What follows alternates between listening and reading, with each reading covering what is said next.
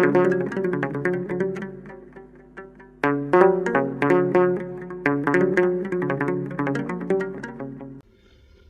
አብ ወወልድ ወመንፈስ ቅዱስ አሐዱ አምላክ አሜን። ተወዳችሁ እግዚአብሔር ልጆች በክርስቶስ የተወደዳችሁ መድኃኔዓለም የወደዳችሁ ብሩካን ሁላችሁ እንደምንቆያችሁ ሁሉን የሚችል አምላክ ጌታ ክብር ምስጋና ይገባዋል።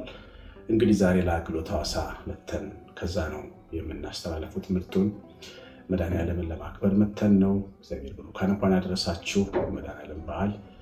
የተወደዳችሁ እግዚአብሔር ልጆች ሰሞኑን ለአንድ ካህን እርዳታ ለማድረግ ተነጋግረን ነበረ። ሁለት እግራቸው በስኳር ምክንያት የተቆረጡ ካህን ከዚህ በኋላ መቼም ተራምደው ወጥተው አይገቡምና እናግዛቸው ብለን ጥሩ ደስ የሚል ተሳትፎ አድርጋችኋል።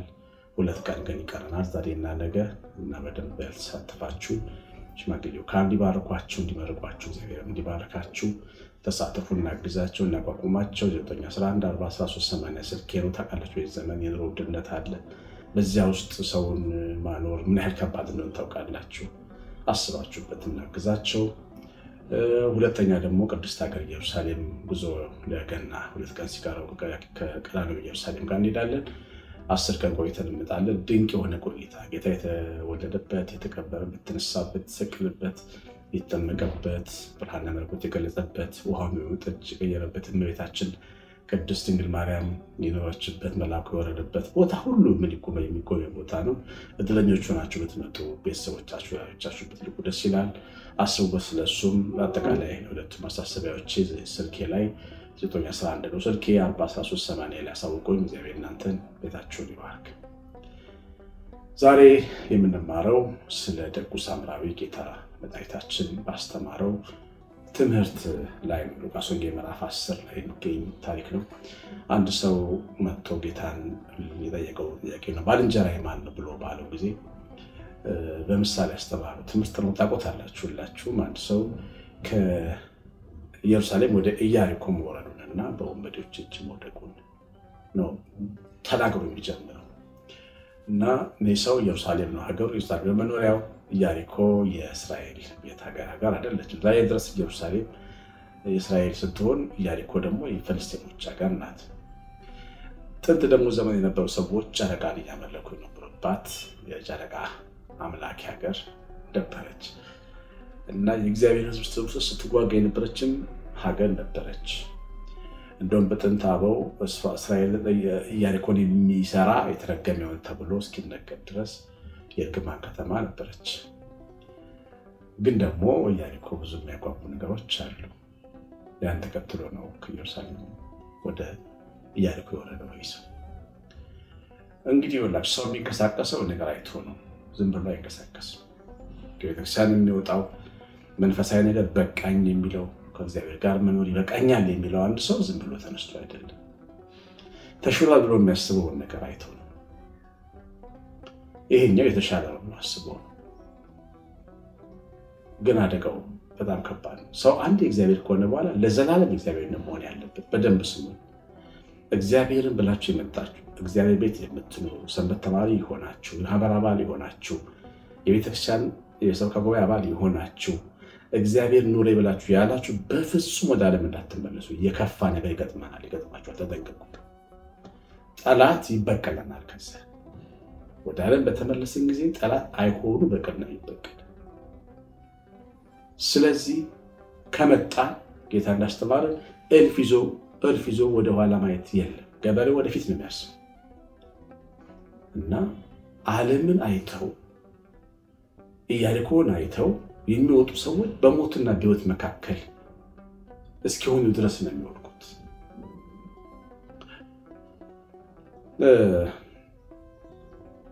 ጥንት ድሮ ማቀው አንድ ወዳጅ አገኘሁና ወዳጅ ነበር፣ ጓደኞች ነበር በትምህርት ቤት።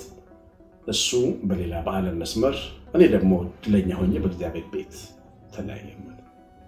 ኖረን የሆነ ቀን ተገናኘን። እኔ ወዝ ኑሮኝ ጥሩ ልብስ ለብሼ ነው ያለሁት። እሱ ግን ጨርቆ ነው ጨርቅ። ሰው ጨርቅ ይሆናል። እድሜያችን እኩል ነው። ከኔ የተሻለ ኑሮ ነበረው። ጥሩ ቤተሰብ ያሳደገው ነው፣ ግን ጨርቆ ነው ያለች እና አለ ጦር በወርወራ በጦር በስስት ታርቀዋል። ጫት ይቀማል፣ ጫት ካልቃማ አይከፈትም ያበሻ አረቄ ይጠጣል በህይወቱ የለም ያለች የኔና የሱ ዕድሜ አንድ አይነት የኔና የሱ ስታተስ አንድ አይነት ሆኖ ለምን ተለያየን ብትሉ ለእግዚአብሔር ቤት ስለኖርኩ እግዚአብሔርን ሙጭጭ ስብዬ ስለያዝኩ ቆይቶ ነው የሚገባ እግዚአብሔር መሆናችን ወይ ጓደኞቻችን ስናያቸው ከኛ ጋር የወጡ ሰዎች ወድቀው ስናይ ነው ወይ ደግሞ ራሳችንን ወድቀን ሊሆን ይችላል ግን ለምን ወድቀን ማለት እግዚአብሔር ልጆች በህይወትና በሞት ጥላ መካከል የሚኖሩ ሰዎች መኖር ምን ትርጉም የሌላቸው ለመኖር እንደው ራስን ማጥፋት አቃተው ተባሉ ብቻ የሚኖሩ ሰዎች አሉ ይሄ ነው በሞትና በህይወት መካከል ሆኖ መኖር ይሄ ሰው ተደብድቦ ወድቋል ተደብድቦ በአካላዊ ጥቃት የደረሰበት ግን ከአካላዊ ጥቃት የበለጠ መንፈሳዊ ጥቃት ይበልጣል አካላዊ ጥቃት ለአንድ ሳምንት ወደ ሳምንት ነው የሚታመው ከታከም ይድናል መንፈሳዊ ጥቃት ግን የእድሜ ልክ በሽታ ነው አይምሮን ልብን መንፈስን ይቆጣጠራል ከእግዚአብሔር እጅ ወጥቶ የተሻለ ዓለም አለ ብለን ብናስብ ሰዎች ካለን እንዳትሞክሩት በፍጹም የለም ህይወት ያለ እግዚአብሔር አደጋ ነው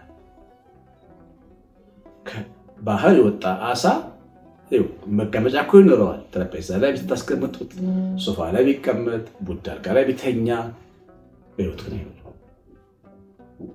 ከእግዚአብሔር እጅ ወጥተን ነጭ አንሶላ ላይ ብንተኛ ውድ ጣራ ግድግዳ ውስጥ ብንኖር ነጭ እንጀራና ነጭ ውሃ ብንበላ አንኖርም በህይወት አደገኛ ነው ከኢየሩሳሌም ወጥቶ ወደ ኢየሪኮ ቤት አደገኛ ምንም ቢሆን እግዚአብሔር ቤት ያለው ሙግነት ይበልጣል ባጣን ድንኳን ከመቀመጥ ይልቅ ይላክስታይ በእግዚአብሔር ቤት እጣል ዘንድ መረጥኩ ለምን እግዚአብሔር ቤት በሞትና በሕይወት መካከል አትወድቅ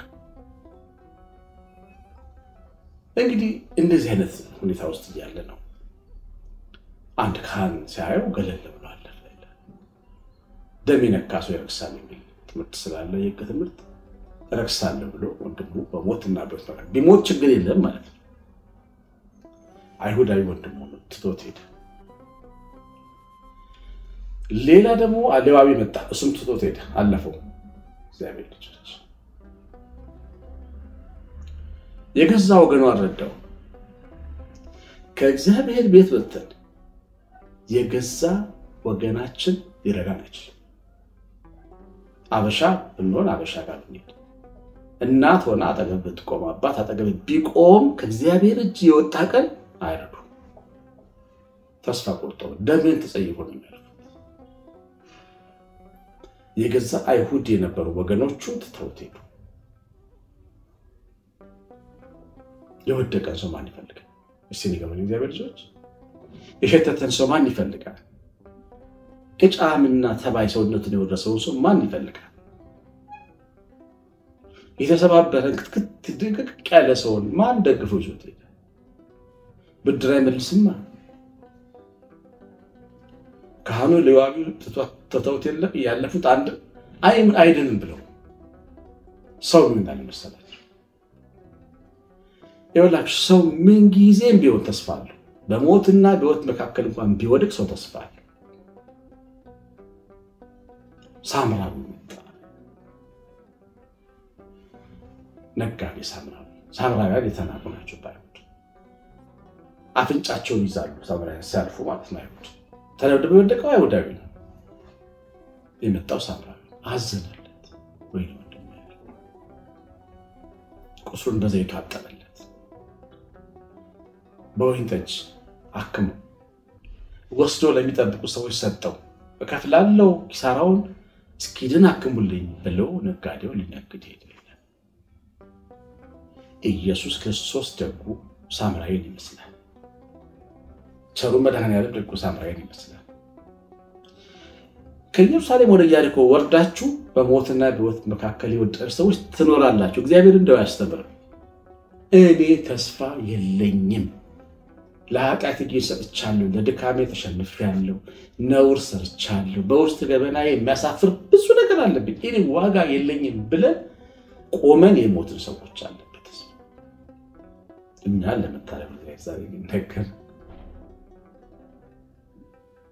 ተስፋል ይመጣል መምህሩ ወደ ተቀደሰዎች ቤት ብቻ መሰላችሁ የሚገባው ወደ ኃጢአተኞች ቤት የሚገባል ቀራጩ ቤት ገብቷል ዘኬዎስ ቤት ስሙ ማርታና ማርያም ባለሽታ ቤት ገብቶ እንጀራ በልቷል ስሙ የምኩራብ አለቃው ካህናት የምኩራብ አለቃው ቤት ገብቷል ጌታ ኢየሱስ ስሙ ግብዝ የነበረው ስምዖን ፈሪሳዩ ለምጻሙ ስምዖን ቤት ገብቷል ልቡን አይቷል ተጸየፈው ቤታችን እንደሆነ ቀራጭ ቤት የገባ ጌታ በግባቱ መምጣቱ ነገር አይቀርም አንድ ቀን ይመጣል ሁሉ ጊዜ ለድካማችሁ ያንን ነገር አንድ ቀን ጌታ ይመጣል ብሉት ላልቻላችሁት ጉዳይ መርዶ አርዱት ጌታዬ አንድ ቀን ይመጣል ደጉ ሳምራዊ ይመጣል የገዛ ወገኔ የገዛ ዘመዴ የገዛ አገልጋይ የገዛ ወንድሜ የረሳኝን የሚያስታውስ መምህር ይመጣል ብሉት እግዚአብሔርን የምትጠብቅ ነፍስ ከመልካም ነገር አትጎድል እግዚአብሔር ልጅ ተስፋ የምታደርገው ነፍስ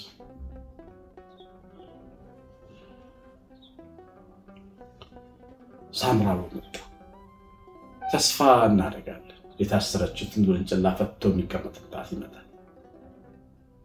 ወንጀላ ተስፋ ነበር ይፈታኛል አንድ ቀን ጌታ ይቀመጥብኛል ብላ መጥቶ ፈትቶ ተቀመጠባት በቀይ ምንጣፍ ላይ ተራመደች ያ የእስራኤል ቤተ መቅደስ ተስፋ ነበር እነዚህ ለዋጮች እነዚህ ነጋዴዎች አስወጥቶ ይቀድሰኛል ብሎ ተስፋ ነበር እንዳለው ጌታ ላሞቹን በጎቹን ፍየሎቹን በግመል የለዋጮችን ገንዘብ በትኖ በጅራፍ ግመሎቹን አስወጥቶ በጅራፍ በጎቹን ፍየሎቹን ላሞቹን አስወጥቶ ነጋዴዎቹ ቃቢጩንባቸውን እንስሶች ግመሎቹን አስወጥቶ መቅደሱን ቅዱስ ያረገበት ቀን ታውቃላችሁ ሳመቅ መቅደስ ይጠብቀው ነበር ጌታ ይጠብቀው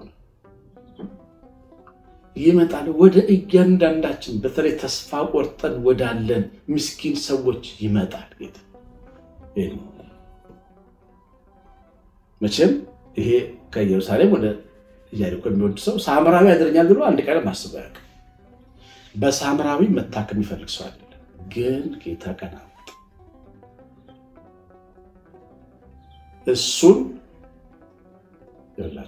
እሱን መንፈስ ቅዱስ ለሁላችንም መማሪያ አድርጎ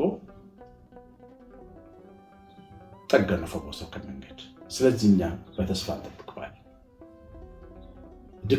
ድካም ድንጋይ ላችን ለሚንከባለልብን ሰዎች ጠብቁት ሚንቃችሁ አለ ሚያማችሁ አለ ተውት ሰው እግዚአብሔር ልጅ በቀንና ጎዳና እግዚአብሔርን ጠብቀሃለሁ በሉት መጠበቂያዬ ግን በላይ ቆመ ጠብቀሃለሁ በሉት እግዚአብሔር ልጅ አንድ ቀን ይወደቁት ያንሳ ሽባዎች ይራመዳሉ ሽባዎች መሄድ ማችሉ ሄደው ተራምደው ናቸዋል የሰማነው በልባችን ጻፈልን እግዚአብሔር ቸርነት እናታችን ቤታችን ረድኤት በረከት ይበላ ጥበቃ አብሮን ይሁን ስላስተማረ ማለት ከምስጋና ይግባው ላይክና ኮሜንት ላይ ሰርቱ እግዚአብሔር ባርካችሁ ከሰሸናፊ ከማርያም ነኝ ሰላም